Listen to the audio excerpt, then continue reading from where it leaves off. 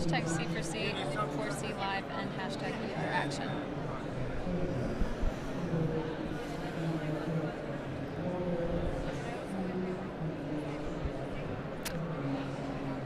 Hi, we are live from the Italian Pavilion at the COP25 Climate Conference in Madrid.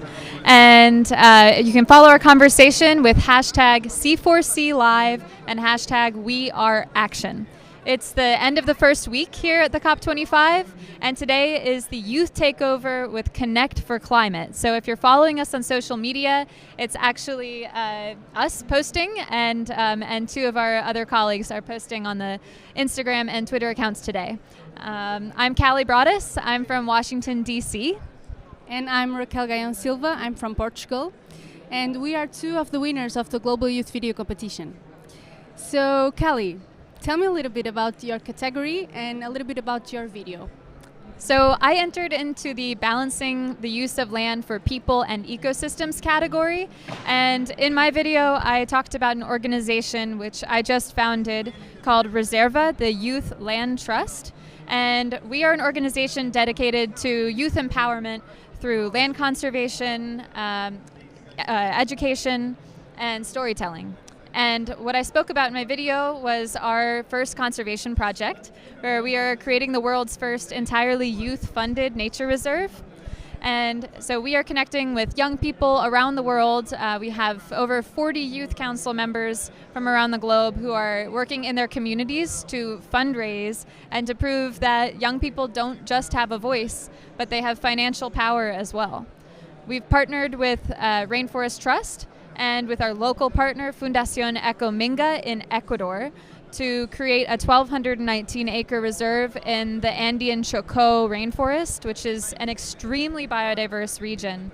And it's home to the critically endangered brown-headed spider monkey and the endangered black and chestnut eagle, as well as many new species of orchid and frog, and plenty of species left to be discovered.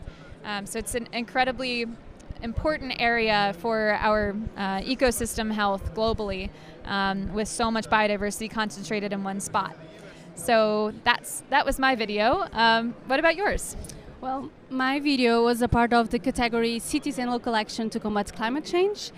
And when I saw the announcement, I just thought about Ocean Alive. That is an NGO that I'm a volunteer there, and I met them when I was in my master. I wanted to work in communication. I'm a marine biologist, but I'm really interested about awareness, and I wanted to work a little bit on that. And I find Ocean Alive, and they are an amazing NGO back in Portugal, in Setúbal. They do amazing work with the fisheries, the fishing community, with the women, and they actually teach the women about seagrass meadows that are an habitat in an estuary that is very important for climate change mitigation, because they are a great carbon sink. They can store up to 35 times more carbon than terrestrial forests. So and at the same time they are a nursery habitat. So in that region, it holds beautiful biodiversity too. It's the only region in Portugal that we have dolphins, resident dolphins. So that's why they are there, because it has a lot of food, and it's a great place for shelter too. And we also have their seahorses that are under threat in Portugal. So it's a very, very important habitat in Portugal. And it is under threat because of the fisheries, the unsustainable fisheries. So their work is actually build awareness close to the fishing community. They now know that the seagrasses are very important for their subsistence, because they need the fish. So if the seagrasses disappear, the fish disappear. And they are doing amazing work. Unfortunately, there is other threats like the dredging of our estuary, because now there is plans to advance with a massive non-necessary dredging in our estuary, and that's it's a concern that we all have, and we are really trying to stop that. So yeah, that was my video. I did a video about them. I've been experiencing other concerns as well with my area, with gold mining being a major concern in the region, as well as deforestation for agricultural use.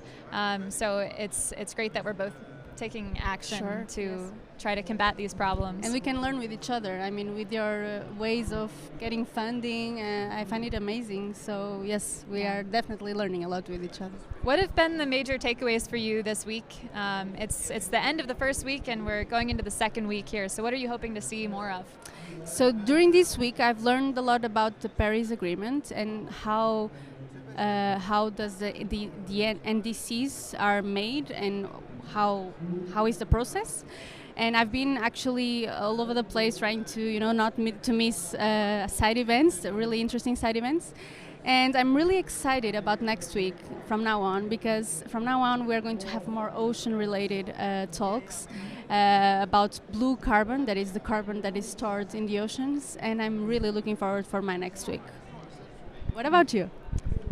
Well, I had a favorite panel from this week, which was about nature-based solutions to climate change, and it was great to see the Convention on Biological Diversity, which is another UN convention like this climate change convention.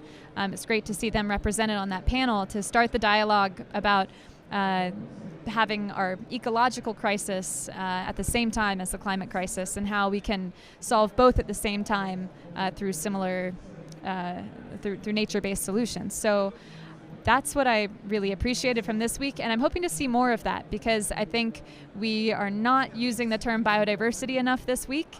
We're not talking about animal extinctions or plant extinctions. We need to talk more about species, because they're the problems we're facing with the climate and the problems we're facing with biodiversity are in many ways the same problems. So I'm hoping to see more of that next week. Yeah, sure. And also the ecosystem services that we really need to talk about, because we really take them for granted. The ecosystem services are the services that the nature provides, that, for the water that we drink, the air that we breathe, the regulation of climate. So it's very important to conserve biodiversity, because they are doing services that we really depend on. Yeah. So I totally agree with you. Well, thanks so much for chatting. Thank you. And we're going to be back live in a few minutes with more conversations. In the meantime, follow us on the Connect for Climate social media and check back soon.